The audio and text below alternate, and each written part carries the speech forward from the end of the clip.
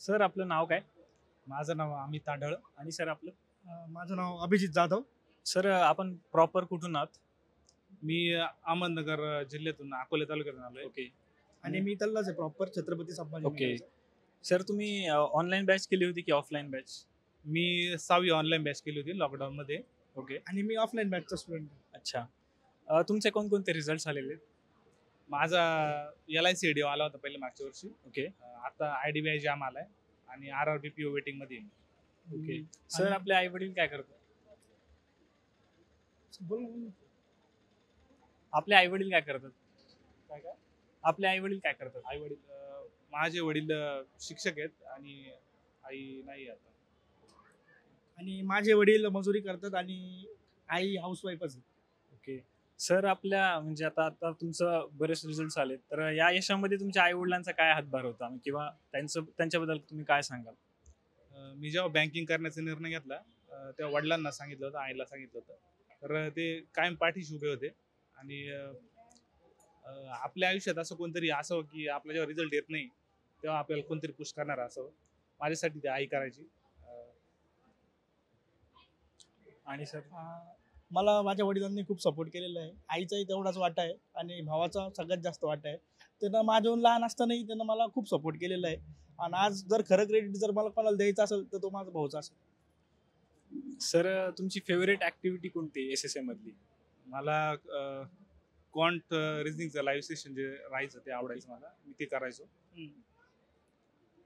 आणि सर मला सगळ्यात जास्त LRचं लाईव्ह सेशन करायला आवडायचं, कारण की एकदम फास्ट मध्ये पोरं असं सॉल्व्ह करायचे, मजा येऊन जायची. लाईव्ह सेशन LRचं स्पेसिफिकली एकदम मस्त होतं आणि मजा खूप यायची करण्यात. सर ऍक्च्युअल एक्झाम देताना बऱ्याच ऍस्पिरंट्सना प्रेशर येतं किंवा त्यांचं म्हणजे माइंडसेट प्रॉपर नसतो एक्झाम मध्ये. तर तुमच्या एक्झामच्या टायमिंगला तुमचा माइंडसेट कसा होता? तुम्ही ते प्रेशर कसं हँडल केलं? मी एवढा विचार करायचो ना एक्झामचं. मी शक्यतो तिथं आधी जायचो थोडा 1 तास. मला गाणे म्हणायचे थोडे सवय. मी कधी कधी गाणे म्हणायचे तर, पण मला एवढं काय प्रेशर आलं नाही कधी. पहिल्यांदा आलो होतो जेव्हा इथं औरंगाबादमध्ये आलो पहिले आणि आयनला एवढे मुलं पाहिले तर पहिले प्रेशर आलं. पण जेव्हा पहिला रिझल्ट आला मला त्यानंतर मला कधीच काय वाटलं नाही. Okay sir.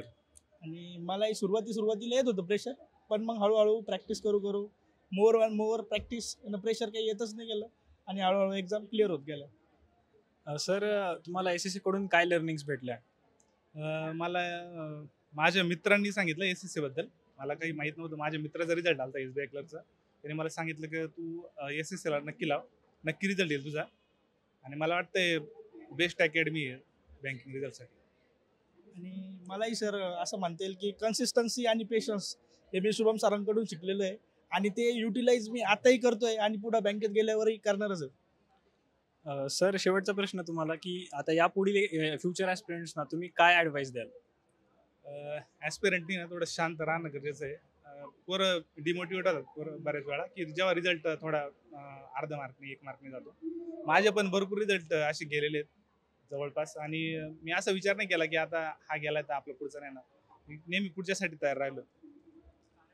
मला असं वाटतंय की ऍस्पिरंटनं जरी आपला रिझल्ट जरी नाही आला तरी स्टिक करून राहणं, त्या एक्झामवर फोकस करणं आणि आपल्या ज्या चुका आहे त्या लक्षात घेणं हे महत्त्वाचं मला असं वाटतंय. कारण त्याच्यावर वर्क करणं हे महत्त्वाची गोष्ट आहे मला असं वाटतं. Okay. Thank you so much sir. तुमच्याशी बोलून खूप छान Thank you. वाटलं.